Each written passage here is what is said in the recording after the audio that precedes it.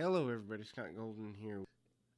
Okay, so the idea behind this audio, obviously, is to bring you the best in audio quality as it relates to main concept of self awareness and self help, and also coaching. And so, if you're dealing with negative emotions, which is the idea behind this audio, would love to be of service to you. Emotional mastery is probably the single biggest thing between success and failure for most people.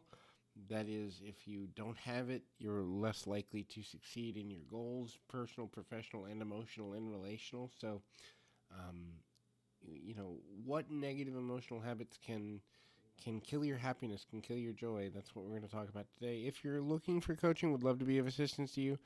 At PO Perception on Twitter is a good way to get a hold of me, or in the About Me section of this YouTube page. All my contact information is there. That can work as well.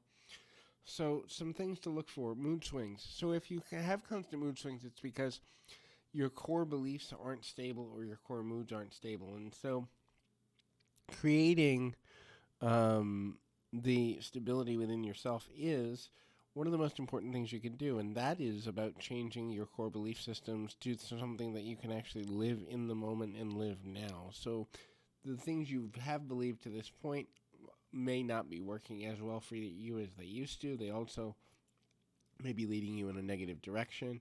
And so finding ways to balance all of that is important. The next is, are you pessimistic? Do you always look at the glass as half empty? Now, pessimism in and of itself in emergency situations is not a bad thing. Certainly pessimism as a concept is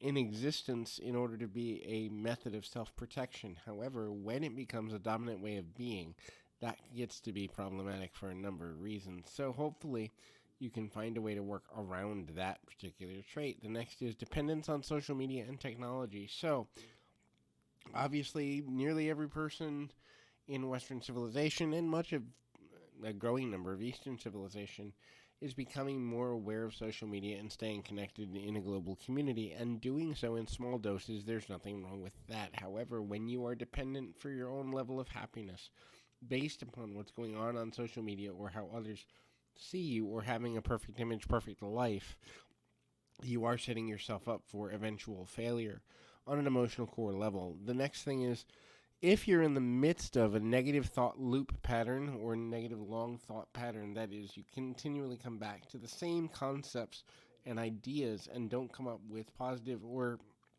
progressive or even neutral situations of solution, then you will eventually get to a place where your negativity begins to kill your belief and hope for a better life for yourself and for the future.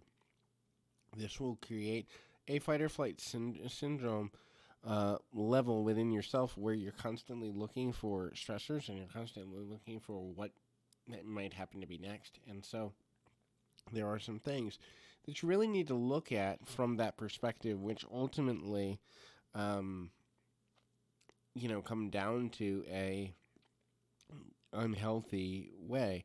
So constantly being in fight or flight syndrome, constantly being under stress will eventually lead you to a burnout level that ultimately isn't good for you in any way. The next thing to think about is if you're not laughing.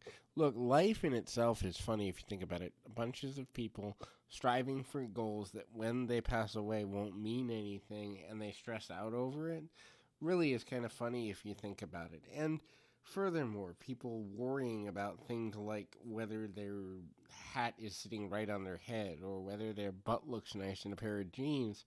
Ultimately, when you think about it and how insignificant it really is, the irony and the humor in it is there. If you can't find humor in some of the things that people do, chances are you might be letting your negative emotions kill you off. The next is isolation. So if you are a person prone to the habit of isolation, this can be problematic for a number of reasons. People, human beings, need human contact, and so not having that human contact can lead in a whole bunch of negative directions. The next thing to consider is not having hobbies or things that are of interest. If you have cut off your interest or you've lost interest in things that previously did interest you or hold your attention, this is a sign that your negative emotions are getting the better of you. And the last is being involved in continual or consistent gossip. Obviously, I think it's very difficult for people not to talk about each other, just because many people use talking about other people as a litmus test of level of interest. But when a person becomes consumed with gossiping or being gossiped about, both of these things will have a negative end result. So hopefully this is helpful. I encourage you to keep your feet on the ground, your mind in the moment. Till next time, everybody.